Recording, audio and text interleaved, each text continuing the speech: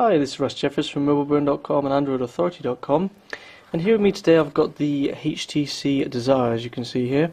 This is HTC's latest Android device with a 1 GHz Snapdragon processor and a large AMOLED 3.7-inch capacitive touchscreen. We'll move on to the phone slightly later. We're just going to look at the box first, see what we get with it. Quick unboxing for you. First of all, we've got a 1400 mAh battery, quite a thin battery as you can see. And that just pops straight in the back of the Desire, which we'll show you in a moment. We also have a USB data cable, which can be used for both data and charging. You can see USB on one end and micro USB on the other, and that just plugs straight into the bottom of the Desire, as you can see there. That can be plugged into this wall socket part here, so as you see we've got USB on one end, and at the other end we can affix the appropriate attachment for whichever country we're in. So as we're in the UK, we've got a UK plug here, and that just slides straight into the top, and then you can plug the USB into the bottom there to charge the device. And then lastly we have a set of 3.5mm headphones. You can see 3.5mm headphone jack, which just pops straight into the top of the Desire here. So that means you can use any normal headphones that you'd use with your iPod or other MP3 player. These particular headphones don't seem to be the best in terms of sound quality. They're sort of quite plasticky, but they do at least come with a built-in microphone and sort of control for your music as well, so you may not be able to see that there. You can answer calls and skip forwards and backwards through your tracks, and also there's a microphone built in on the other side there. So that's all we've got in the box. Also got some little foam earbuds there as well, and a little tie clip by the looks of things. Just moving on to the phone. Okay, so I'm just going to pop the battery in the Desire now, show you how easy a job that is. There's a little fingernail hole here, so you can just stick a nail in there and just literally pull the back cover off. It just literally pops off quite easily. And as you can see, we've got space for the battery, and then a SIM card slot and a micro SD card slot. So if we just grab the SIM card here, and we can just slide that into place in this slot, as you can see, easy peasy. And then a micro SD card. You're going to want one of these because there's not a lot of built-in memory in the Desire. With that large screen and the headphone port, you're going to want to load it up with some videos and music, I expect. And then once you've done that, just slide in the large battery and pop the cover back on. Easy peasy, and literally the cover just goes on the same way as it came off. You just plop it back on and then just push it into place. There's no particular fixings or anything to break off, it just pops on very easily. It's like a soft touch paint on the back here, so it's quite nice and grippy, so you're not tending to drop the phone, and also it doesn't really show up fingerprints or anything as well, and seems to be quite robust against being scratched in your pocket. There is a shiny HTC logo, as you can see there, and then just beneath that it says with HTC Sense, just to let you know what's going on inside. Then above that we've got a 5 megapixel camera lens. It's autofocus camera, and it has an LED flash this time around as well, which is a worthy addition, nice addition to see. And next to that we've just got the speakerphone grill as well. On the top of the phone we've got the 3.5mm headphone port that we mentioned earlier for listening to your music with your normal headphones, and also the on-off power key, which can be used for turning the device on and off, and also sleeping and waking the screen. On the bottom we've just got the micro USB cable slot, which showed you earlier on, and also a microphone pinhole as well. On the right hand side there's nothing really to mention, and on the left hand side, as you can see, we've got the volume rocker up and down to change the ringtone volume, and also the earpiece volume, and the volume when you're watching videos or listening to music. On the front we've got the 3.7-inch capacitive touchscreen display.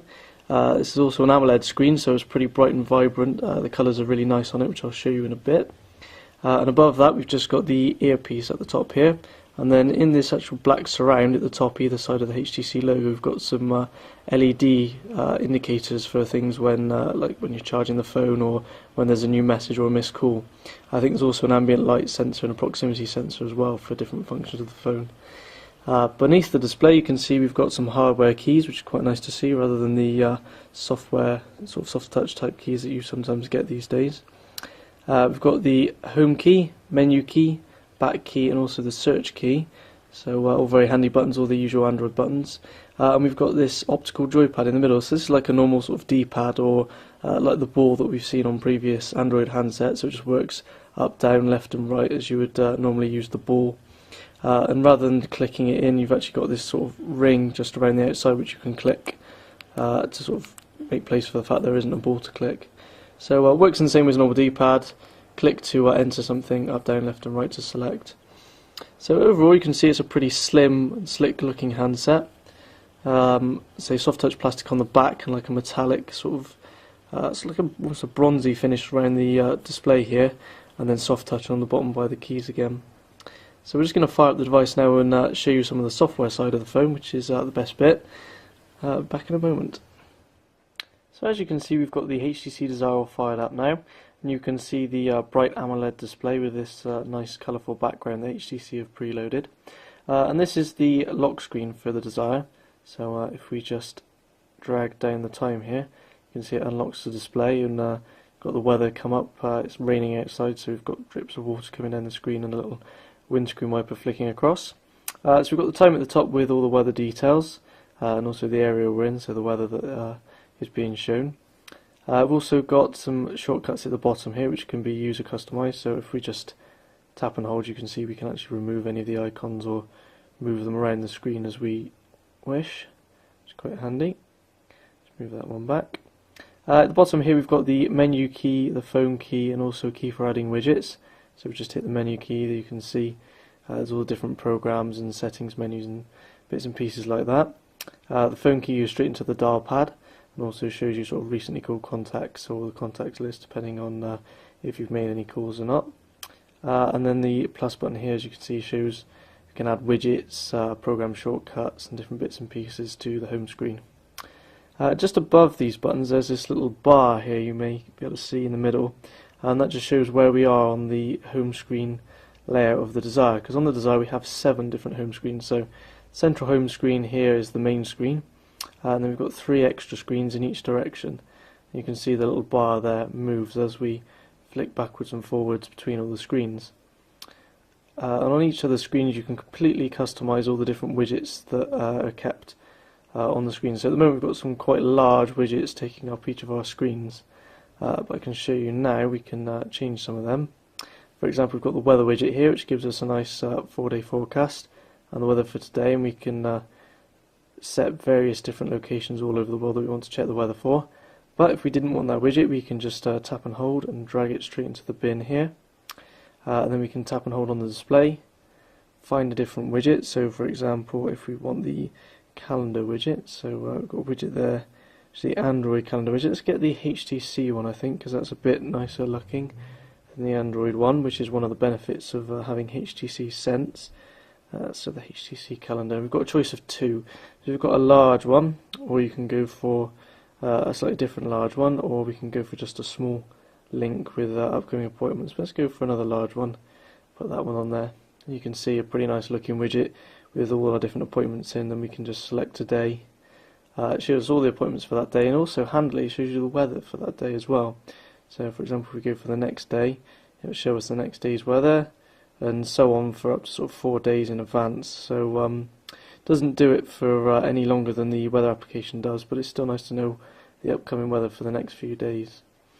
Anyway, also moving on, we've got things like our email inbox here. You can see just in the widget we can scroll through any extra messages that we might have, and then we can actually select a particular message and view that on the screen. We can flick between all our messages just using the buttons here, which is quite handy as well, and then reply in different bits and pieces. So full feature widget for mail, and you can also have more than one mailbox set up to that widget as well. We've also got FriendStream. Now FriendStream is sort of a bit of a mix really of Twitter and Facebook. So if I actually type an update in here, so Desire test message, also gives us a good opportunity to look at the QWERTY keyboard on the Desire. You can see it's a pretty decent sized keyboard, pretty easy to type, but if like me you make a mistake, it also guesses the word, so you've got sort of predictive text on there as well. So if we just tap message, that was what we wanted. And just clicking the share button there will update to both Twitter and also my Facebook account as well. So it updates both accounts with the same message, which is quite handy if you like your social messaging and like to update all your friends on both different sites at the same time. We've also got a calendar that we had a minute ago. What else do we have set up?